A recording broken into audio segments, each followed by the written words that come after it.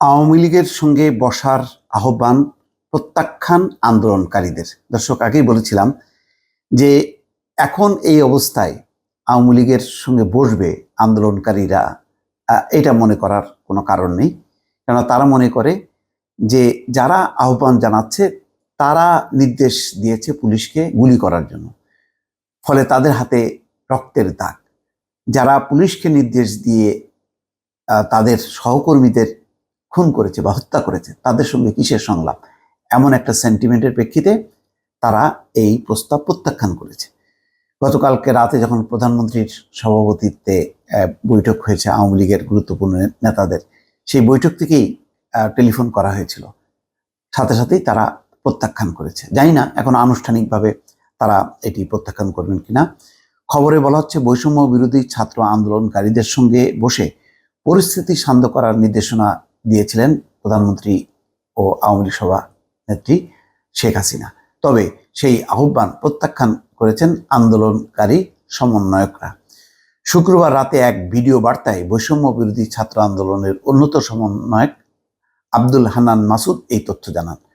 সমন্বয়ক আব্দুল হান্নান মাসুদ বলেন, আওয়ামী লীগের যুগ্ম সাধারণ সম্পাদক মাহবুবুল হানিফ আমাদের কল দিয়ে এবং গণভবনে তাদের সাথে বৈঠকে বসার আহ্বান জানিয়েছিলেন, কিন্তু আমরা প্রত্যাখ্যান করে বলেছি ওনার হাতে আমার ভাইদের রক্ত লেগে আছে, আগে ওনাকে বলুন সেই হাত পরিষ্কার করতে, তারপর আমরা বৈঠকে বসবো কিনা ভেবে দেখব। তিনি বলেন, আমরা বৈষম্য বিরোধী ছাত্র আন্দোলনের পক্ষ থেকে স্পষ্ট ঘোষণা করছি, আগামীকাল মানে শনিবার, আজ সারা দেশের প্রতিটি পাড়া মহল্লায় প্রতিটি জায়গায় বিক্ষোভ কর্মসূচি পালিত হবে। আগামীকালের পর থেকে সর্বাত্মক অসহযোগ আন্দোলন পালিত হবে। সব নাগরিককে রাস্তায় নেমে আসার আহ্বান জানিয়ে হান্নান আরো বলেন, সারা দেশের ছাত্র, নাগরিক, অভিভাবক, মা, বোন যে যেখানে আছেন, আগামীকাল থেকে প্রত্যেকে রাজপথে নেমে আসবেন, কেউ বাড়িতে বসে থাকবেন না। এটা আপনাদের দায়বদ্ধতা, প্রতিটি শহীদের প্রতি আপনাদের এই দায়বদ্ধতা আছে। প্রয়োজনে আপনি আপনার ভবনের নিচে এসে অবস্থান করবেন, তবুও রাস্তায় থাকবেন।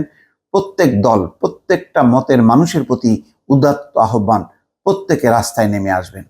এর আগে শুক্রবার রাতে গণভবনে আওয়ামী লীগের জরুরি বৈঠকের নির্দেশনা দেন তিনি। সমন্বয়কদের সঙ্গে বসার দায়িত্ব দেওয়া হয়েছে তিন নেতা, জাহাঙ্গীর কবির নানক, মাহবুবুল হানিফ এবং আফম বাহাউদ্দিন নাসিমকে।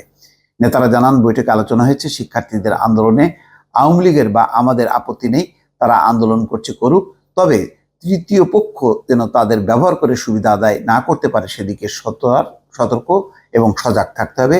ধৈর্য ধরে পরিস্থিতি পর্যবেক্ষণ ও মোকাবেলার জন্য নির্দেশনা দিয়েছেন দলীয় সভাপতি। দর্শক, এই হচ্ছে পরিস্থিতি। এখন কোন দিকে টার্ন নেয় এটা বলা খুব মুশকিল।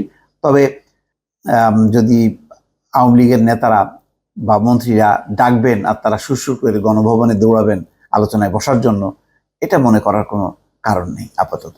ভালো থাকবেন। আল্লাহ হাফেজ।